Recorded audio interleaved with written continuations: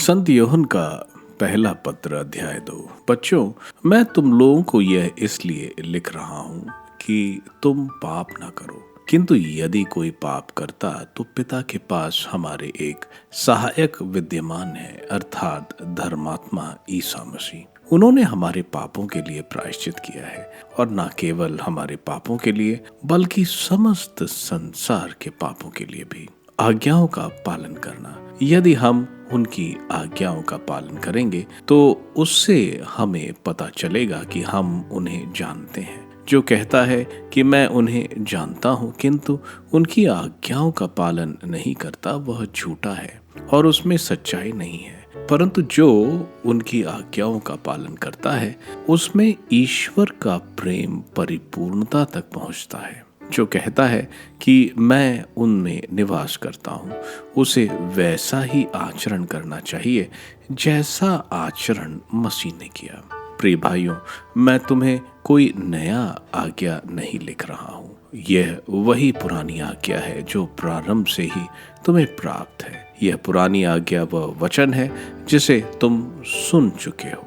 फिर भी मैं तुम्हें जो आज्ञा लिख रहा हूँ वह नई है। वह नई इसलिए है कि वह उनमें चीरथार्थ हुए और तुम में भी चीरथार्थ हो रही है, क्योंकि अंधकार हट रहा है और सत्य की ज्योति अब चमकने लगी है। जो कहता है कि मैं ज्योति में हूँ और अपने भाई से बैर करता है, वह अब तक अंधकार में है। जो अपने भाई को प्यार करता है वह ज्योति में निवास करता है और कोई कारण नहीं है उसे ठोकर लगे। परंतु जो अपने भाई से बैर करता है वह अंधकार में है और अंधकार में चलता है। वह यह नहीं जानता कि वह कहाँ जा रहा है, क्योंकि अंधकार ने उसे अंधा बना दिया है। संसार से सावधान रहना। बच्चों, मैं तुम्हें इसलिए लिख रहा हूँ कि उनके नाम के कारण तुम्हारे पाप क्षमा किए गए हैं। पिताओं, मैं तुम्हें इसलिए लिख रहा हूँ कि तुम उसे जानते हो जो आदि काल से विद्यमान है। युवकों, मैं तुम्हें इसलिए लिख रहा हूँ कि तुमने दुष्ट पर विजय पाई है। बच्चों, मैं तुम्हें इसलिए लिख रहा हूँ कि तुम पिता को जानते हो। पिताओं, मैं तुम्हें इसलिए लिख रहा हूँ कि तुम उसे जानते हो जो आदि काल से विद्यमान है। युवकों, मैं तुम्हें इसलिए लिख रहा हूँ कि तुम शक्तिशाली हो। तुम में ईश्वर का वचन निवास करता है और तुमने दुष्ट पर विजय पाई है। तुम ना तो संसार को प्यार करो और ना संसार की वस्तुओं को। जो संसार को प्यार करता है उसमें पिता का प्रेम नहीं।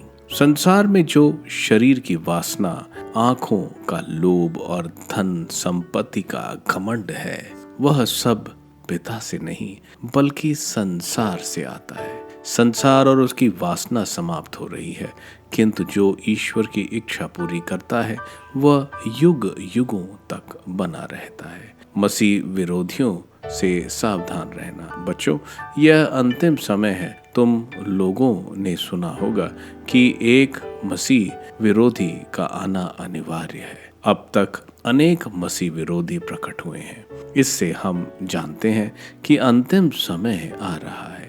वे मसीह विरोधी हमारा साथ छोड़कर चले गए, किंतु वे हमारे अपने नहीं थे। यदि वे हमारे अपने होते तो वे हमारे ही साथ रहते। वे चले गए, जिससे यह स्पष्ट हो जाए कि उनमें कोई भी हमारा अपना नहीं था। तुम लोगों को तो मसीह की ओर से पवित्र आत्मा मिला है और तुम सभी लोग सत्य जानते हो। मैं तुम लोगों को इसलिए नहीं लिख रहा कि तुम सत्य नहीं जानते, बल्कि इसलिए कि तुम सत्य जानते हो और यह भी जानते हो कि हर झूठ सत्य का विरोधी है। झूठा कौन है? वह जो ईसा मसीह को नहीं मानता, वही मसीह विरोधी है। वह पिता और पुत्र दोनों को अस्वीकार करता है। जो पुत्र को अस्वीकार करता है उसमें पिता का निवास नहीं। जो पुत्र को स्वीकार करता है उसमें पिता का निवास है। जो शिक्षा तुम लोगों ने प्रारंभ में सुनी वह तुम में बनी रहे। जो शिक्षा तुम लोगों ने प्रारंभ में सुनी, यदि वह तुम में बनी रहेगी तो तुम भी पुत्र तथा पिता में बने रहोगे। मसीह ने हमसे जो प्रतिज्ञा की वह है अनंत जीवन। मैंने ये बातें तुमको उन लोगों के विषय में लिखी है जो तुम्हें भटकाना चाहते हैं। तुम लोगों को मसीह से जो पवित्र आत्मा मिला वह तुम में विद्यमान रहता है, इसलिए तुमको किसी अन्य गुरु की आवश्यकता नहीं। वह तुम्हें सब कुछ दिखलाता है। उसकी शिक्षा सत्य है, असत्य नहीं। तुम उस शिक्षा के अनुसार मसीह में बने रहो। बच्चों, अब तुम उनमें बने रहो जिससे जब वह प्रकट हो तो हमें पूरा भरोसा हो और उनके आगमन पर उनसे अलग होने की निराशा न हो। यदि तुम जानते हो कि वह निष्पाप है तो यह भी समझ लो कि जो धर्माचरण करता है वह ईश्वर की संतान है।